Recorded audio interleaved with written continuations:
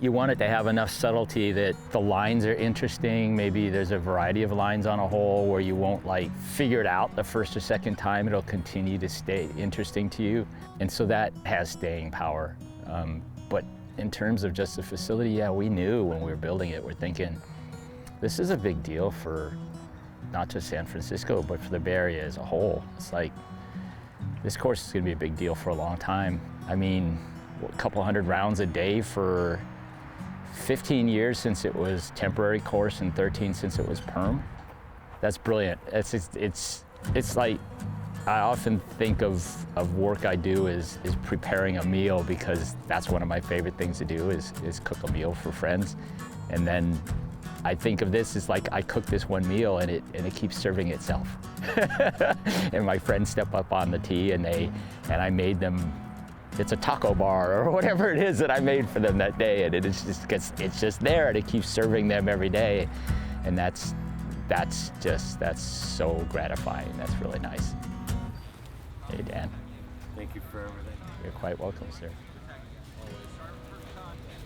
I think the reason this club has been so successful and so many people have been able to enjoy the community is because we realize that we all have one thing in common, and that's a love for disc golf. And once you find people that, you know, want to do the same thing, like, even if you have differences off the course, like when you're on the course, when you're hanging out at the course, you're all friends, you're all family.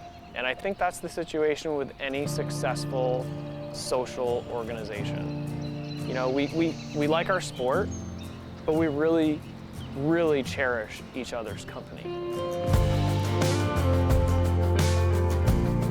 Inclusion includes me, it includes you, it includes everybody. We look at each other's idiosyncrasies, and we look past the stuff that bugs us, and we try to bring out the stuff that we love. This freaking laser field.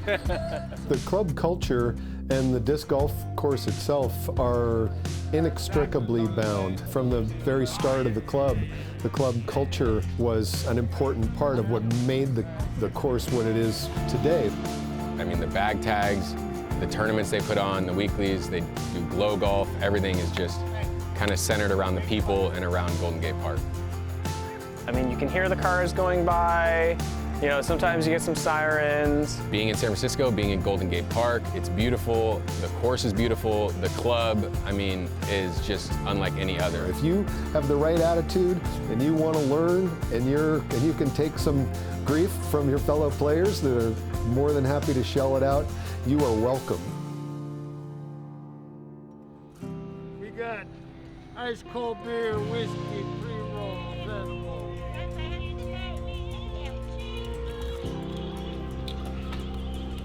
I think the unique thing that comes to mind is how the San Francisco Disc Golf Club was all one course. I mean, everyone comes to Golden Gate Park.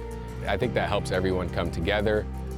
Everyone plays here. It feels like one big family. Whether it's a total club thing, like our bag tag challenge, or something more regional, like the safari, the people that participate in those events feel like it's a family gathering. You know, it's welcomed ultimate players, it's welcomed women, it's welcomed children, it's welcomed people of all different kind of economic and national backgrounds. The number one thing in the culture of the club is inclusion. And if you come and you've got a little bit of a thick skin and you want to learn how to play disc golf, there's no better place than Golden Gate Park.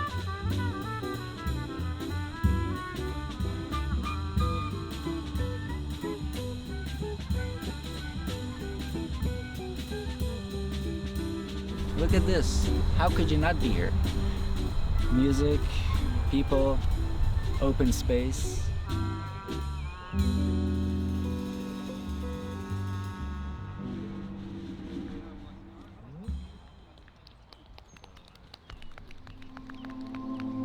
As many people know, the Bay Area they took very early action on COVID at the county level.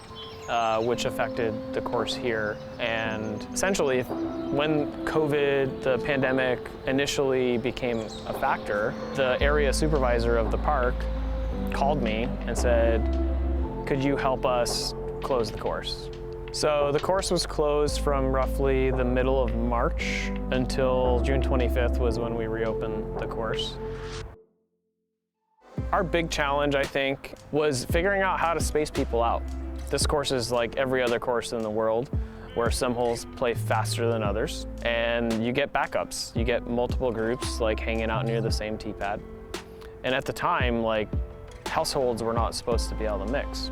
So we came up with a protocol that basically allowed everybody to space out on the course. If you finish a hole and there's someone else on the next tee pad, you wait on the green of the hole that you're on right now till that tee pad clears, and then you can proceed to the next tee pad. So that ensures that you only ever have one group on a hole at any given time. And if people follow that protocol, it pushes all the backups back to hole one, where we have the space to create some circles, and then we stagger them so that many groups can space out. And so the ideal solution for anything like that is something that's passive. And that's what we've been able to establish here, is basically a passive system that keeps people spaced out.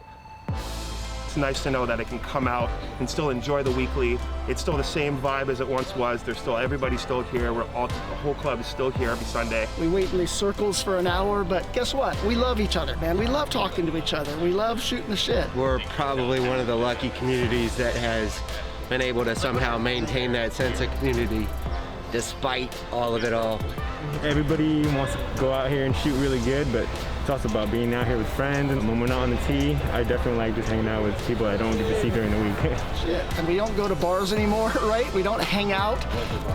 Oh, well, he went to a bar last night. I don't go to bars. It's my second home. It's paradise for me. It's where I come, where I can totally shut things down, shut my brain down, and just be here. Be here with my discs, with my friends, and just have fun.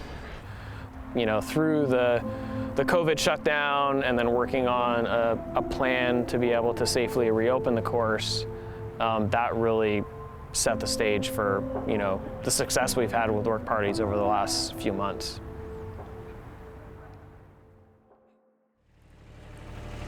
Can I ride with you? So basically, we're just gonna go around to each of the greens. So maybe we could start on hole one and then just work your way around the course.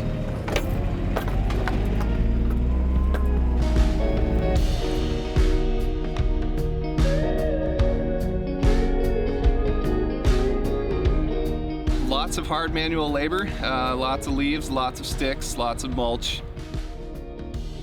In some form or another, is we're moving things to make them prettier and/or moving things to prevent erosion, moving things to help keep moisture into, you know, the trees. But yeah, it's usually a lot of hauling. Break down minerals, and then the fungus gets like sugar from the tree.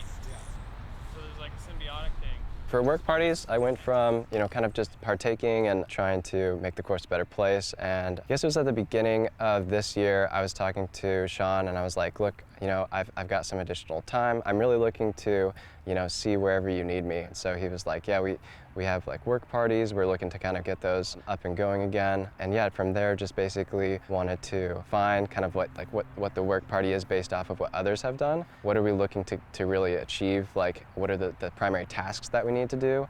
And then kind of like separating that for each event and making sure that that information gets disseminated across the whole club. Send a few reminders, just getting everyone excited about it. From Hunter's aspect, he's got the great job of having flexibility to choose his work schedule. So having Hunter and other folks out here throughout the weekdays for watering just really helps immensely. What's your route? This one right here? Yeah, I've been going up the path, and then there's a little section right there where the log is not as high as the rest, and you kind of pull it up over the top. It's not too bad. I might cheat a little. Matt McDonald actually did his best and did a heck of a job. And at the end of the day, you know, life throws curveballs at you all the time. So he had to do some other things this year and needed to pass the baton. Literally a week later, Hunter walked up to me and asked whether or not, you know, we needed someone to be out here kind of working regularly during the week. So pre-COVID, I used to be a flight attendant, still technically am, but I'm currently furloughed from United Airlines, so it's giving me more time to focus on things that matter, like disc golf. Yeah. So it's been a nice transition, but definitely trying to fill the shoes of giants out here, man. Like, I get to hear about like the Patrick Browns and the Matthew McDonalds of the world and like how obsessive they were with the course, and I'm kind of like, I'm a little more hands off with it, we're built on a sand dune out here, so it's kind of like, every year we lose a tree or two, like that's just the reality of it. I think we're the second most heavily trafficked disc golf course in the world, which is kind of a losing battle sometimes when you're trying to get grass on the ground. But hopefully we'll get some rain here, this season, and maybe spring of next year we might have some nice lush greenery that we can trample down into dust again and get ready for the next rainy season. There's so many people that I don't know, that we don't know, that put tons of hours in. They built this foundation, and we're just doing the easy part. We're just trying to maintain it. We all come out here as part of the work party to volunteer, to put in our time. We're not getting money, we're not getting any recognition. It's just what we believe in, it's just what we want to do. And afterwards, after some manual labor and maybe some soreness, we get to all enjoy each other's company. We get to see like what we're doing. Today we laid out a bunch of wood chips across the holes. We raked, we cleaned up quite a bit of stuff. So to kind of be able to play on like a fresh course, it's a good feeling for sure.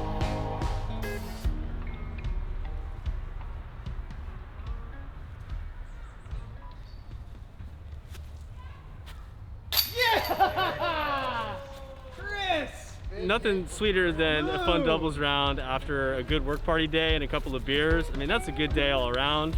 But then you cash a good long putt or two, and it's a good time out here, You should come hang. It's a good time.